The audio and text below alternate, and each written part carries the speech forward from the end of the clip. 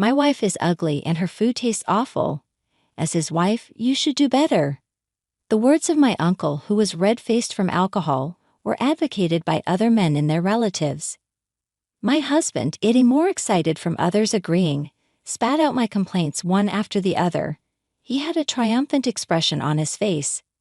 I took a deep breath in order to contain my embarrassment and anger. At that moment, my mother-in-law suddenly stood up from her chair and glared at my husband. "Is that all you got to say?" With the words from my mother-in-law, the room got quiet all at once. My name is Emma, and I am a 40-year-old working in a medical office. I met my husband, Tom, who was an office worker 4 years older than me, through our common interests in tennis. We are married for 13 years. My husband and I adore children, but we were unable to have any, and I felt sorry for him. My in-laws who live apart are constantly concerned about us, especially my mother-in-law, and I have a good relationship. We go out to lunch and shop together. My mother died when I was little, so my mother-in-law is like a real mother to me. My mother-in-law adored me as if I were her own child. Her marriage was not going bad, but after about 10 years, my husband became very bossy. Now he has absolutely no kindness to me. Furthermore, my husband has been working overtime and traveling more and more. He has been transferred to a different department at work 3 years ago. He doesn't come home half of the week. When he does return home, he says, "Hey, dinner. Hey, is the bath ready yet?" He treats me as if I were a servant. Once I couldn't take it any longer and complained to my husband, "You're not a child anymore.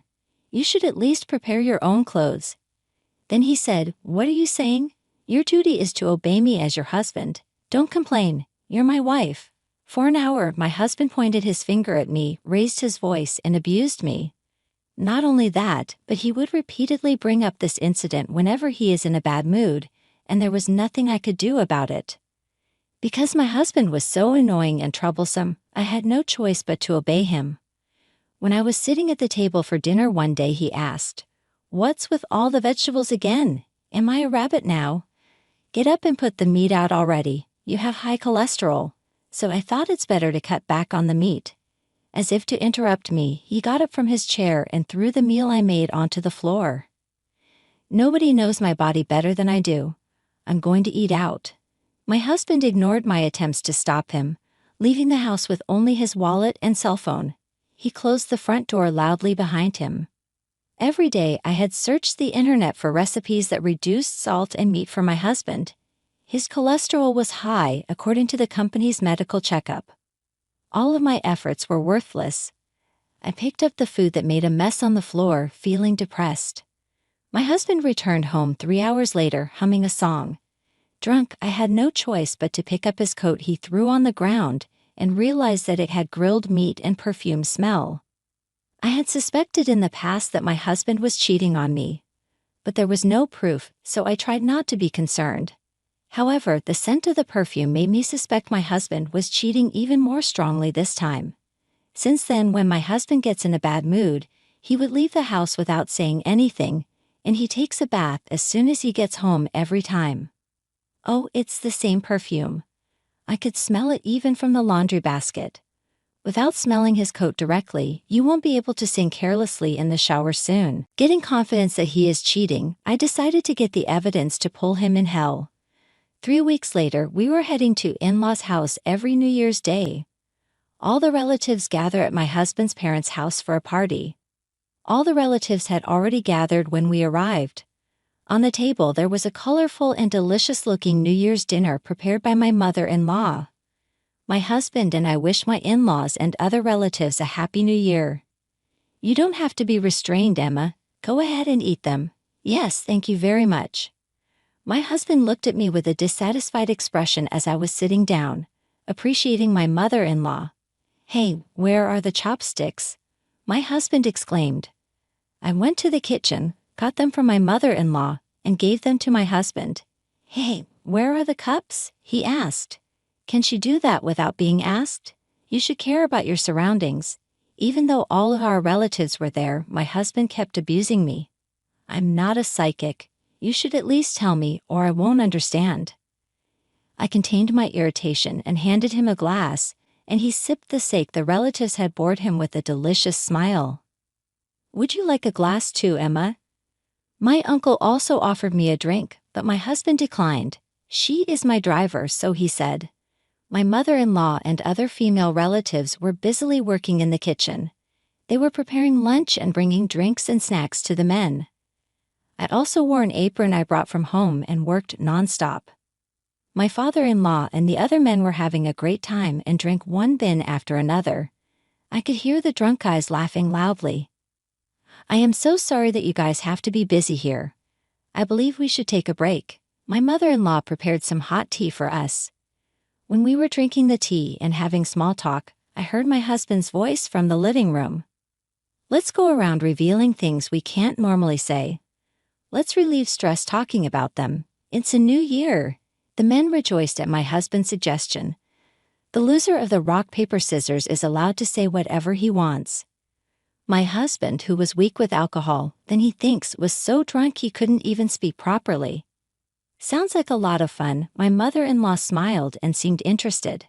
"Actually, I had something planned for this New Year's Eve party too." Then my husband said something unexpected, and I decided to use this opportunity. I took something from my bag and put it in my apron pocket. "Rock, paper, scissors" was a loud yell. The game started. The losers complained about their salaries or their bosses one after the other. "So true, so true," the listeners agreed as the loser complained. Finally, my husband lost the rock, paper, scissors, and it was his turn to present his daily complaints. I was both excited and nervous about what he was going to say. "My complaint is that my wife is unattractive and her food tastes bad."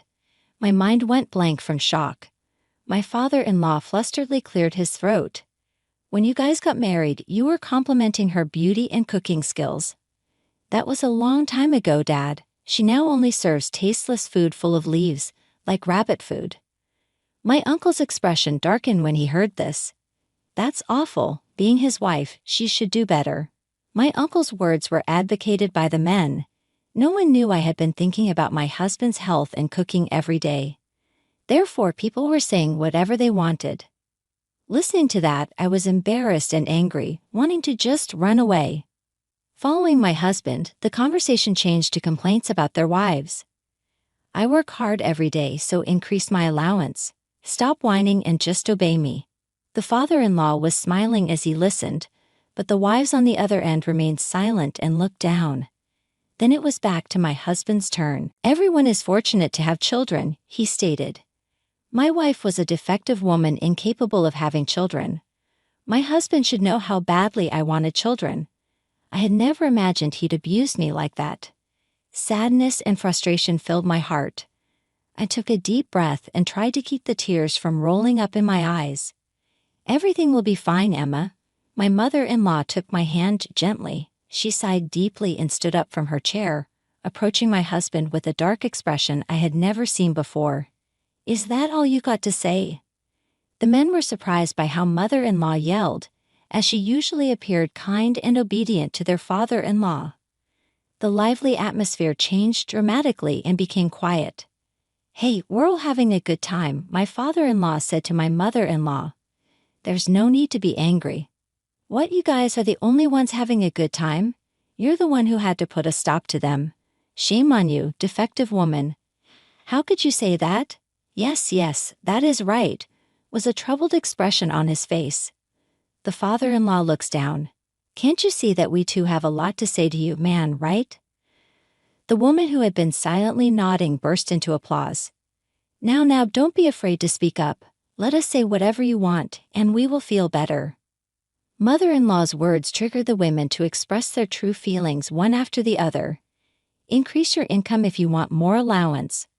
Why don't you just do things on your own if you don't want us to complain? I would want you to do things for me instead."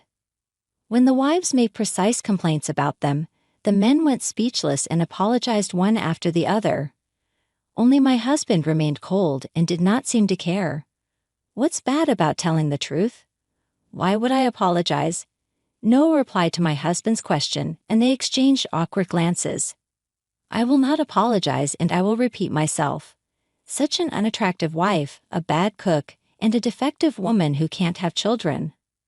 My husband humiliated me repeatedly, pointing his fingers at me. At this point, the sadness and frustration I had been holding back turned into uncontrollable rage. You have no right to say such a thing to me. I approached my husband calmly, secretly controlling my cell phone, which I had hidden in my apron pocket. It's not fair that you only get to relieve stress. I would love to too, and you wouldn't mind, right? You have complaints about me. Don't be a fool. I would understand appreciation, but not complaints. Oh, let's see. I took an envelope out of my pocket and spread the pictures that were inside on the table where all the relatives receded.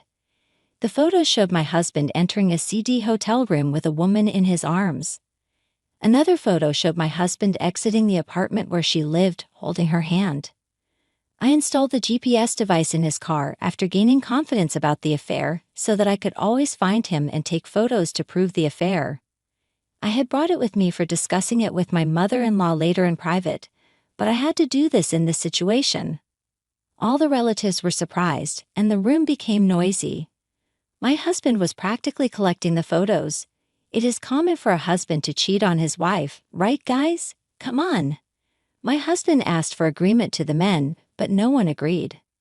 When my uncle, who had previously supported my husband, was critical about cheating, saying, "No, that can't be forgiven," the men nodded strongly in response to his uncle's words. But my husband remained steadfast. "You guys can't even cheat on your wives. Haha, shame on you guys." My uncle stood up when he heard my husband's words. "Who is the most shameful, huh?" "That's right," the men exclaimed. They stared coldly at my husband, who appeared to be trying hard to appear strong and right. I was disgusted by such demeanor, so I confronted my husband with additional evidence. "Actually, I got a phone call a week ago from Maruka-san, your new love. I heard you've been dating for 3 years." My husband asked, "Maruka, who is that?" "Don't try to fool me," I continued. "I heard you had a crush on your subordinate, and Maruka-san is 7 months pregnant." "I'm not sure what you're talking about." My husband was attempting to make excuses, but he couldn't hide his agitation. "She requested that I divorce you." I heard he refused to acknowledge the child, telling her that your wife wouldn't accept a divorce. "I didn't say that." "Oh, that's funny. I thought you didn't know her name." Saying that, I took my cell phone out of my apron pocket. I put it on speaker and turned the volume up to maximum so that everyone in the room could hear. "Did you hear what I just said, Maruka-san?" She sniffles, possibly crying, and says quietly, "Yes. Actually, I had called the girl the day before New Year's and told her I would call her today." She wanted to know what my husband was really thinking, and so she agreed. And so I secretly called the girl right before I questioned him. When the girl overheard the entire conversation, she burst into tears and became enraged. She complained, "My wife and I are getting a divorce, and he asked me to wait until then. I never said anything like that. You, as my wife, would understand, right?" "Why would I?" When I said this, he looked down and became silent. "I will never forgive you," said the girl, and hung up. She had believed my husband's words. "Here is the divorce paper. Fill it out right now." When I tried to make him sign the divorce papers I had prepared, he started to be furious towards me. "Don't be ridiculous. I can't just immediately write this down. How dare you, sister? After all this, I'll have you pay me 2 million yen in alimony? No, I'm never going to divorce you. I don't have that much money." My ex-husband began to stamp his feet as if he were a child in a tantrum. I had never seen my husband act like this before, and I almost laughed. But I continued to demand a divorce and alimony from him. "Tom, you're not a little kid. Shame on you." The mother-in-law must have been frustrated by my husband's pitiful demeanor. She scolded him with an exasperated expression on her face. "You have no right to refuse divorce or alimony. Accept reality with dignity. It's not that easy, Mom. Hey, you would understand how I feel, right, Dad? No way. I mean, how could I be responsible for what you've done?" The husband reluctantly signed the divorce papers and agreed to pay alimony, holding back his tears. I had thought that this gathering would be a great time to reveal my husband's affair, so I pushed him even harder. "Ah, I terminated our lease at the end of this month because you don't need two homes to return to, right? When I said this, the women applauded and the men sighed deeply. When my husband left my in-laws' house as if he were fleeing from everyone's attention, the following day, they submitted divorce papers to the city office, and they moved into a rental apartment, which I had already signed a contract to. I also requested 1.5 million yen in alimony from my ex-husband's unfaithful partner. It would have been a devastating blow for the girl. She had resigned from her job after becoming pregnant, but I couldn't forgive her. My ex-husband tried to rely on the girl after his apartment was terminated. He immediately wrote the child recognition paper right after the divorce. However, the girl eventually dumped him and demanded 1,500,000 yen per month in child support. Furthermore, my ex-husband resigned from his job after the affair became public. It became difficult for him to remain at the company. His parents abandoned him after that, and he was unable to find a new job. So he was sleeping in an internet cafe and working part-time jobs to pay alimony. Susan, my ex-mother-in-law, informed me that my ex-husband has gotten higher cholesterol levels and harmed his body. He had been living a self-indulgent lifestyle since the divorce. Susan and I, on the other hand, became friends after the divorce and became even closer than when I was married to Tom. Now I am content to live a peaceful life while enjoying my solitude.